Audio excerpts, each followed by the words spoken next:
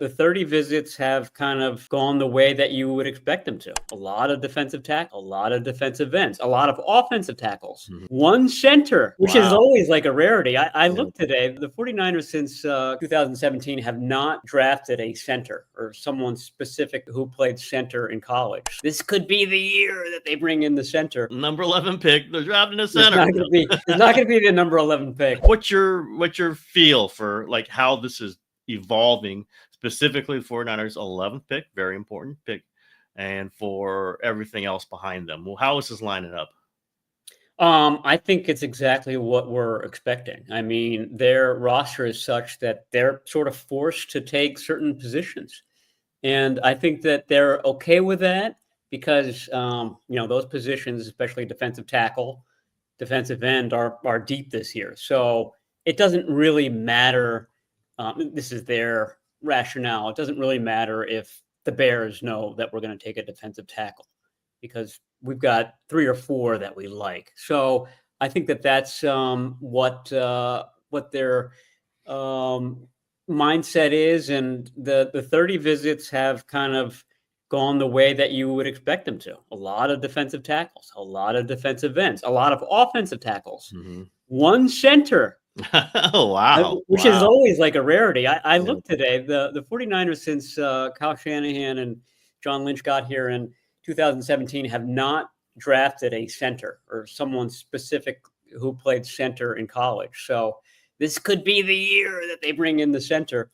Number 11 pick. They're going to try number 11 pick. They're drafting a center. It's not going to be the number 11 pick. It might be the 4th or the 5th round, but yeah. So everything that you would expect, they're doing their due diligence. They bring in guys with character concerns. They bring in guy with medical concerns.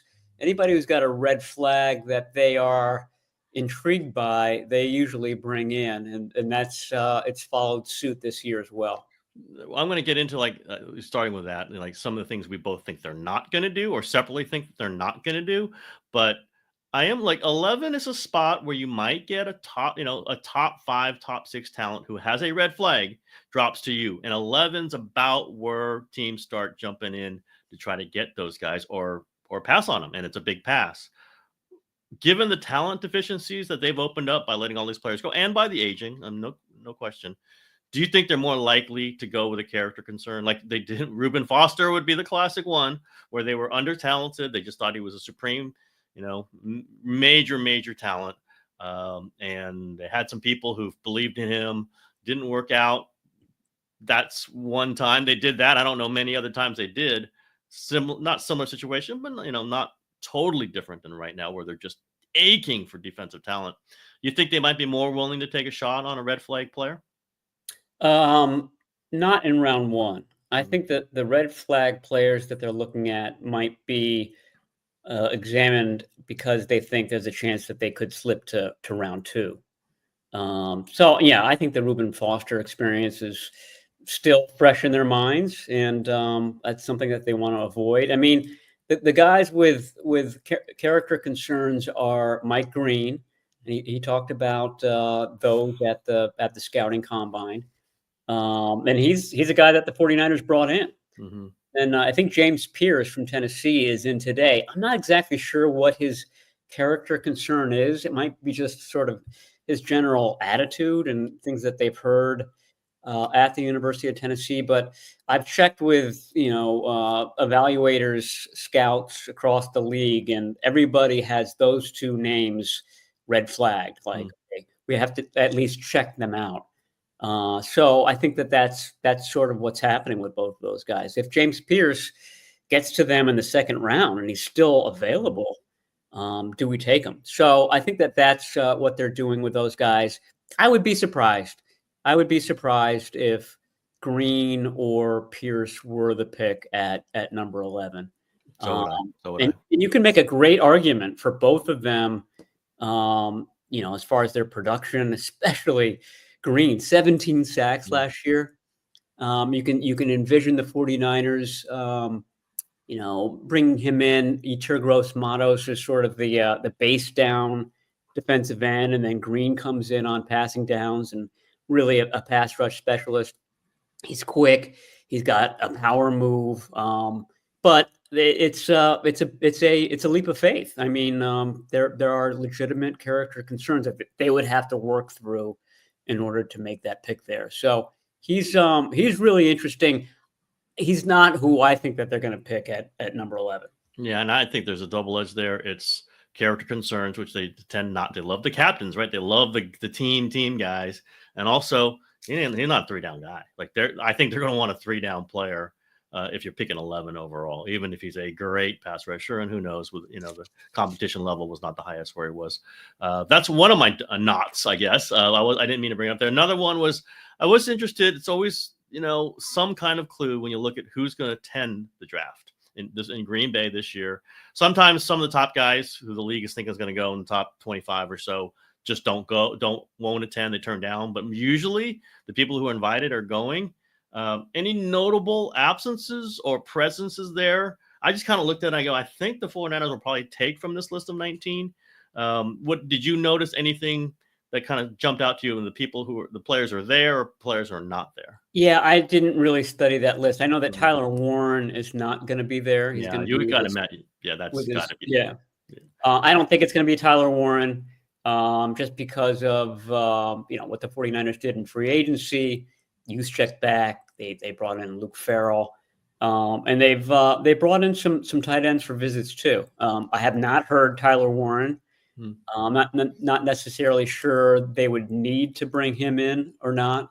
But the tight ends that they did bring in were more sort of Luke Farrell types, blocking tight ends, with one really notable exception. And he's sort of the most interesting 30 visit to me, just because I can't figure out what the 49ers are thinking. And that's Harold Fannin. Mm-hmm. He's a Bowling Green tight end, set all sorts of records for receptions and yards. He's not an inline type of tight end, which is what the 49ers have liked in the past. He's a little bit what's the name of the tight end from Washington that was briefly here? Was it Jordan Reed? Sort of that type of player. But I wonder, I'm sure he's somebody that at least piques Kyle Shanahan's interest. Debo is now gone. He's good, catch and run type of guy, good on screens, things like that. He would be an interesting pick. He's probably a 3rd or a 4th round pick. But the 49ers are doing their due diligence on him as well. The one notable person I did not see on the attendee list is Walter Nolan, defensive tackle. Maybe the second or third defensive tackle. Sure looks athletic when you look at his highlights. Like one of the, kind of an up the field DT, 3 technique 49ers have not had. They were hoping Hargrave was going to be that. It was some of it. He was, other times wasn't. I expected to see him on that list and I didn't see him. So I'm curious about that. Sometimes the guys just don't, Tyler Warren, they just want to be at home with their family. Usually they attend. Usually if you're invited, you attend. Whether that means the NFL believes Nolan will not be in the first 25 picks, I don't know. I was curious. It has me off of Nolan for the 49ers. I wasn't sure. I think he's a talent they'd want. I don't know if they would take him at 11. I'm going to guess it at the end of this show, hopefully correctly, maybe not, who I think they're going to take. I've kind of moved all over the place because you have to. This is such an inexact science. But I don't think it's going to be Nolan. I'll say another thing I don't think is going to happen. I don't think they're going to trade up. They do have the picks to do it. They have done it in the past. I don't see them. I think the number of picks is so important to them. They need a bunch of players.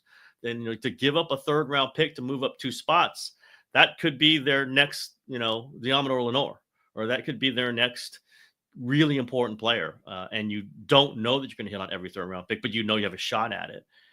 I don't know who that target would be. Maybe Mason Graham, but I don't know that they're going to even do that. I just feel like they're going to sit at 11 and something's going to come to them and they're going to feel okay about it. As you've said, at the positions that they're really needy, there are going to be names there. Don't know who they love among the tackles. Could be Sims, could be Simmons. I don't know who's going to be there, but I think there's enough defensive linemen. I'll give a hint there that you can sit at 11. I just don't know. I think you probably have to give up a 2 to get up high enough for Mason Graham at this point.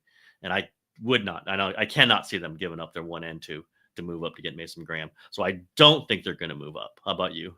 Yeah, I agree with everything you just said. I think that they would love to move down, but I don't know if there's a sort of a trigger for them to do that. They could move down and then take your guy, Walter Nolan, at 20. I think that would be probably a good spot for him. There's a lot of guys in that range that they could take. They could take Mike Green at 20. They could take Shamar Stewart at number 20. They could take Kenneth Grant, the Mason Graham's teammate. He would be a really nice sort of foundational piece for your defensive line. You sort of build around that one big nose tackle type of guy. So I think they'd love to do that. I just don't know if in this draft whether anyone is eager to come up or not. Tyler Warren might be a guy that you come up for, but other than that, it's hard to see anybody coming up, especially if Junkie goes in the top 10. That might be it for him. So yeah, I think that's going to be the case there. I will note that the 49ers had their Top Golf tournament. This is something that's gotten a lot of press in Washington because this is an Adam Peters thing, and Adam Peters is doing it in Washington. It's really got scrutinized last year. It's like, why bring all these guys in at the same time? It's just a waste of these visits. You can't really kind of zero in on one guy because you've got 20 guys in at once. But the Commanders and 49ers like to see how these guys interact in groups. What's the vibe like? I mean, the locker room experience, the locker room culture is so important to John Lynch that this is a good, in their eyes, this is a good way to sort of get a glimpse of that. Shanahan, Lynch were there, top golfing it. I don't know who the best hitter was at the event, but that's part of the 49ers MO to kind of figure these things out. Okay, you got a thing you don't think they're going to do? I don't think it's going to be an offensive tackle at number 11. They did bring in a bunch of offensive tackles. Josh Simmons is one of them. I think Simmons, similar to what I said about Pierce and Green, might be a guy in the second round if he falls that far. Remember, Simmons tore his patellar tendon on, I want to say October 14, maybe October 12. So it's unclear as to how much he's going to be able to do, certainly this off season, whether he's going to be ready for the regular season. But to me, he's the best tackle in this draft, and certainly would be the best fit for the 49ers, their scheme, and as a possible successor for Trent Williams. So if he's still there in the second round, because he's dropped because of this injury, I think that'll be a really interesting decision for the 49ers because you don't know whether you're going to get him in 2025. And they don't have a swing tackle right now. So it's a risk versus reward type thing with him. That's where I can see them trying to package some picks and move back into the first round. Like late, if he's slipping, you can get to 27 or 28. That might be worth a 2, a 3, and a 5 to go get that guy. Like that's where I think you use your bulk picks. You're going to use all those picks to trade up for an injured guy. Red shirt tackle. That is a Trent Baalke move. Oh, me and TV, I've learned well. But you're going to need a tackle. How many times have we said it? Where you need a tackle. If he's the guy who seems to fit, and I agree with you, I think he seems to fit with their scheme, mobile, but with bulk, can run, block, and also set in the pass game. Like you might not get a shot at him. Now you're got a good second round pick, so maybe you just sit there and hope he gets to you. And the problem is if he sits and gets to you, maybe the medicals aren't very good, and you really are taking a red shirt. But that's one I think like that name starts slipping. I'd be watching out to see if they make a move. But I'll go with you. I'll give you one. I don't think they're going to take a cornerback. There's some cornerbacks. I mean, Will Johnson's being listed. Yeah, that's been a popular mock to the 49ers. I just don't see it. No, it's just not. That's not a position they value like that. I think they can always sign guys if they need them at that spot. And It doesn't win or lose games necessarily if you have a pass rush and you have other, solid coverage. I just think people are putting him there because that's where Will Johnson should go, right? That's kind of like he's about the 11th, 12th, 10th, 14th best player. Slot him there. I get it. I understand when you're doing mock drafts, you got to put him somewhere. Just not who the 49ers are. They've never taken a cornerback that high. Renardo Green last year was the highest. What was he, like 50 something?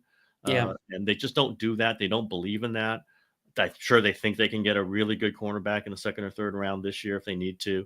And the need on defensive line is so high, and you just can't dial up defensive linemen with talent as easily as you can with cornerbacks. So I get the mock drafts, but like someone had Malachi Starks, I guess, was not mocked earlier in the season about like maybe the Fortnite. There's no way they're taking a safety, and to a lesser degree, but similarly, I don't think they're taking a cornerback, not at 11. Maybe if they're like 30, they'd take the third best cornerback, not at 11. I don't think they're going to use a premium pick on a cornerback, even if he's the best one. And scaring me, he's not running the 40 Barrows. Like that scares me. Like that he might have a slow time, and maybe you survive that in the Big Ten.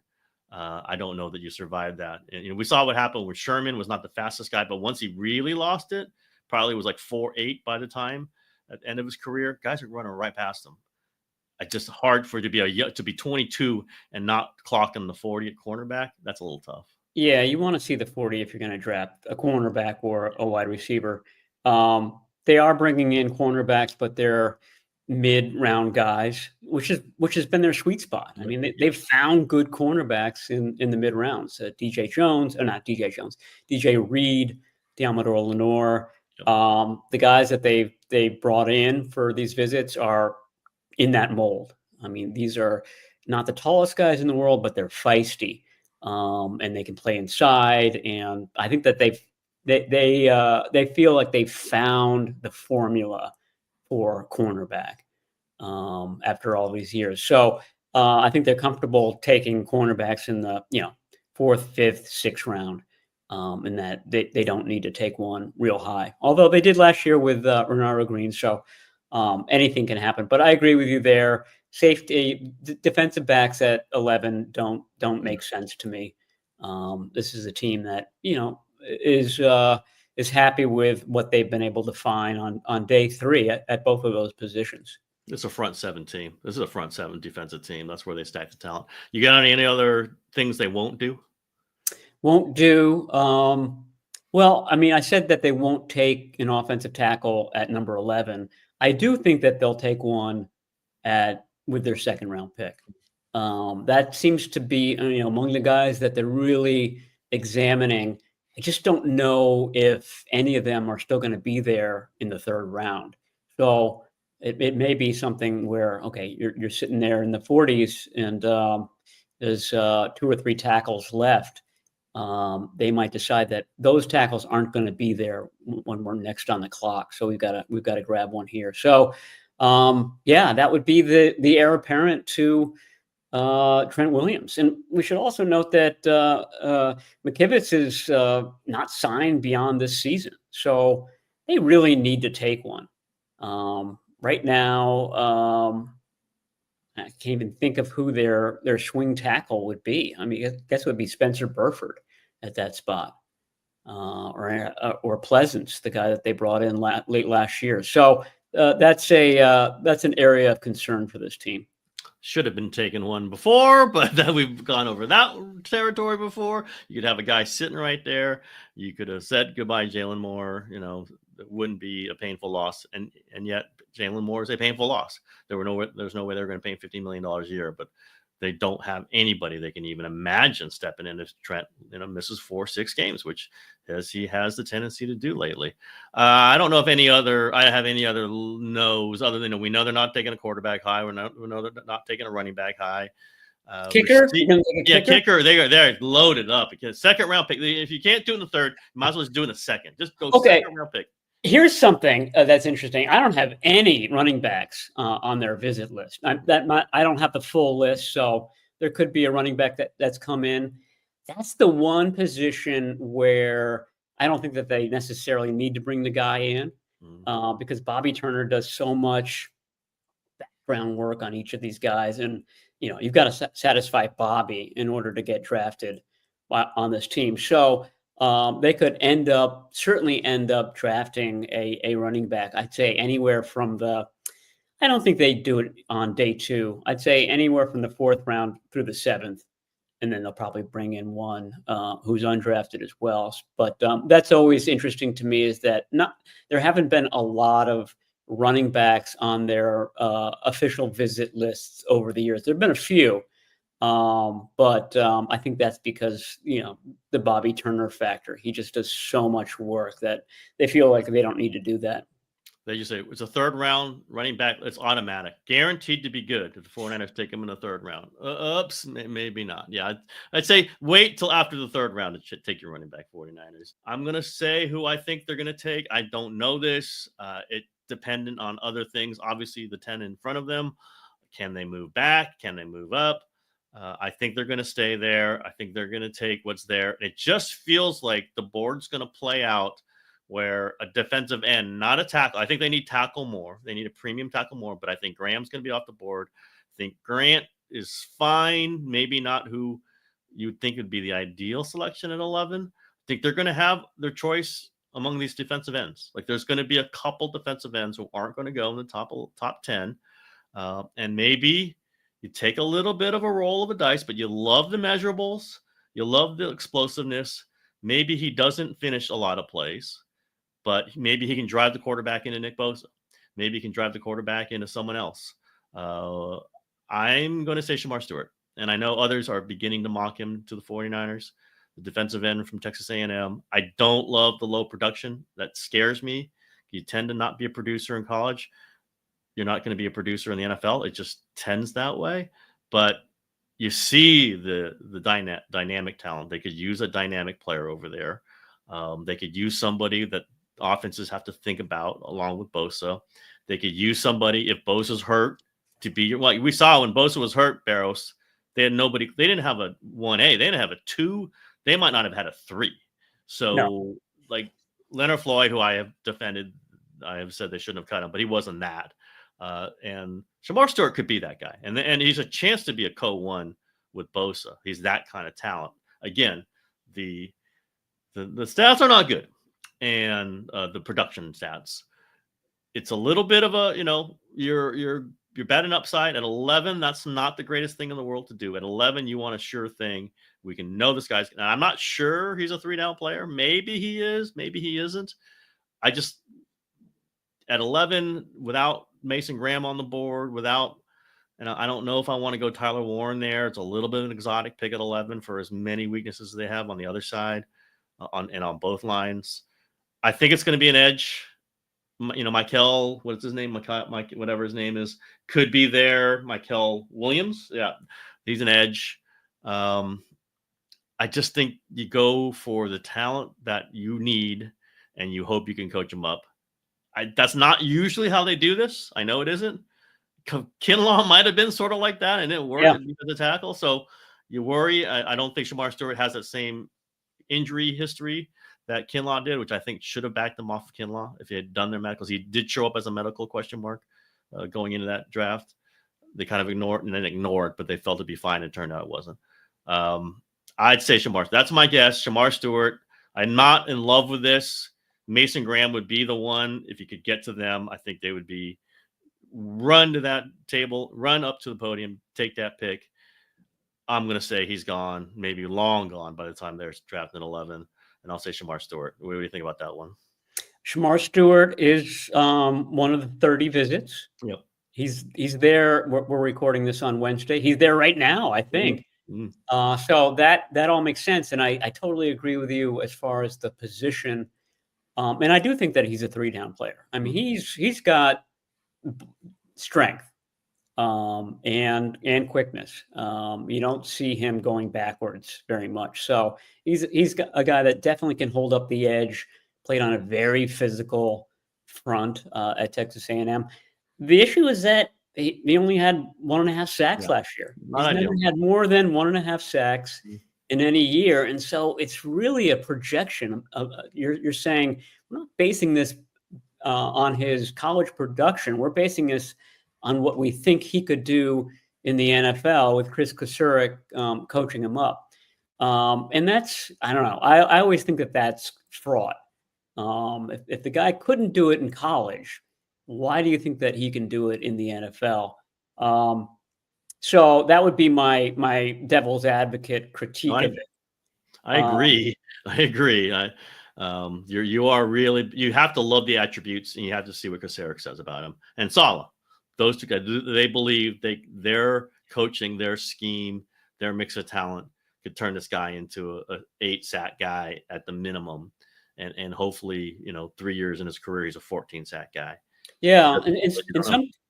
And sometimes you're right about those things. I mean, Aldon Smith was not a huge sack guy at the University of Missouri, but he had as many as 18 in the NFL because the 49ers projected it. They said, okay, if we line this guy up next to Justin Smith, we just think that's a golden combination, and they were right about that.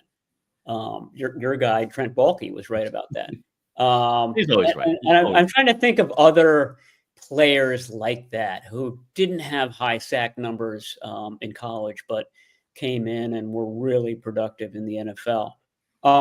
I will tell you my pick, and I thought you were going to say this name as you were warming up to it. Same position. It is Mykel Williams from the University of Georgia, and it's the same critique as Shamar Stewart. Not a lot of sacks, a little bit more than Stewart had.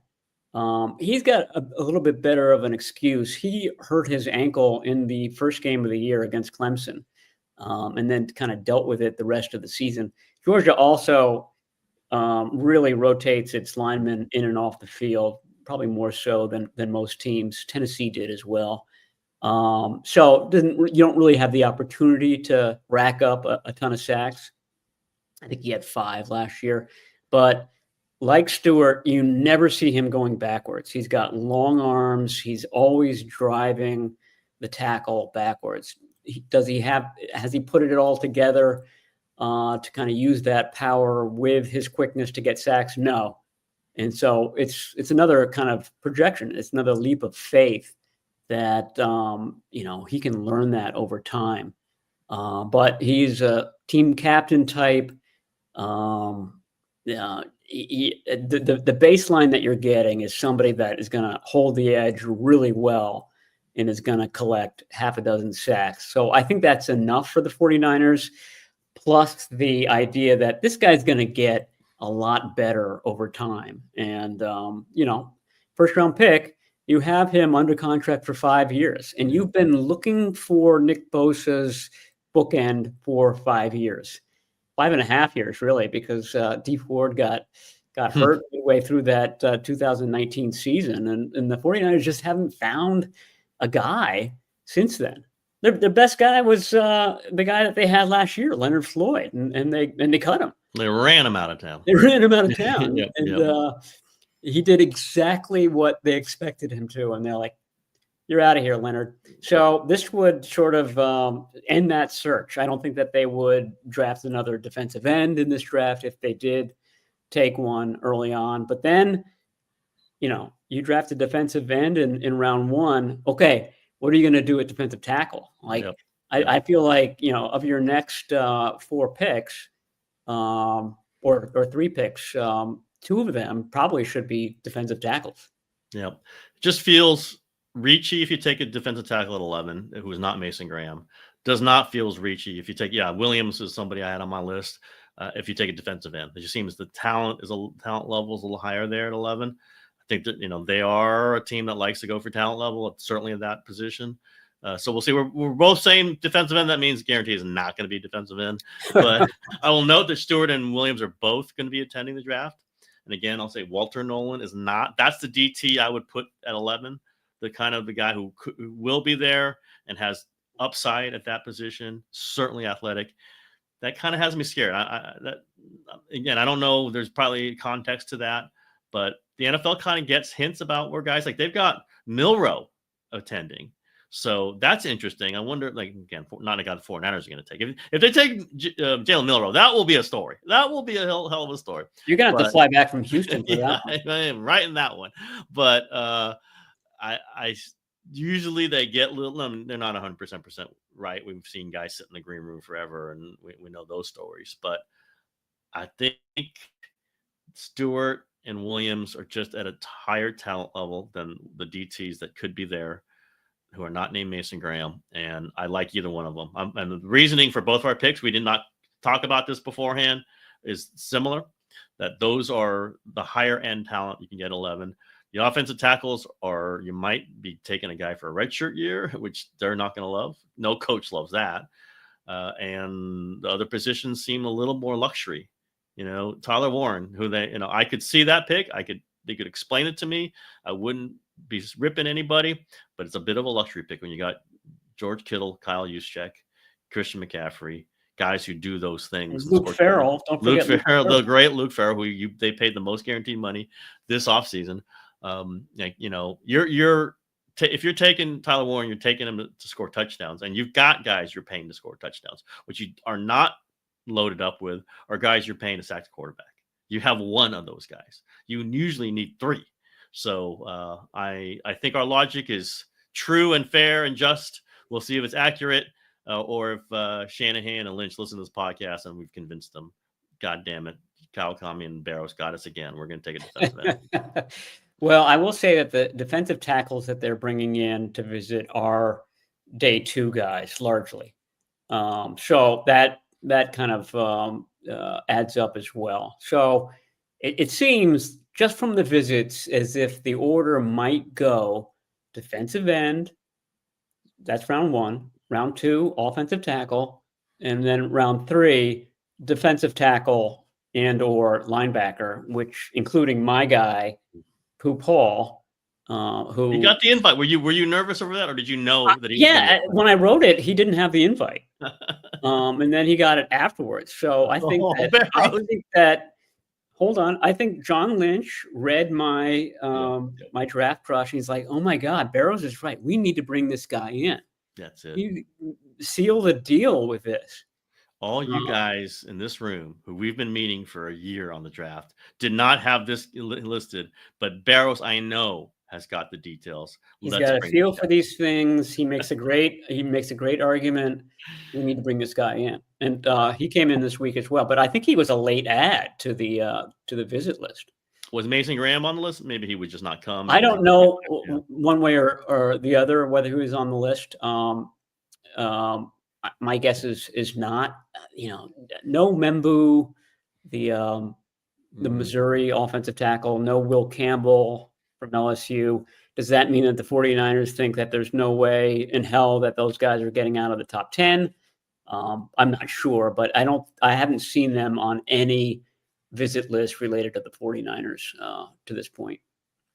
I think we figured it out. Well, it rarely goes like this. And now I'm scared that we're all wrong. It's almost too logical. Yeah. Well, I'm listening to these other stuff, and I want to hear what other people are saying. And I'm hearing cornerback. And what? Have you looked at the history of this administration? They just don't do that, And even Balky, right? He didn't do that. He didn't take corner. It just isn't.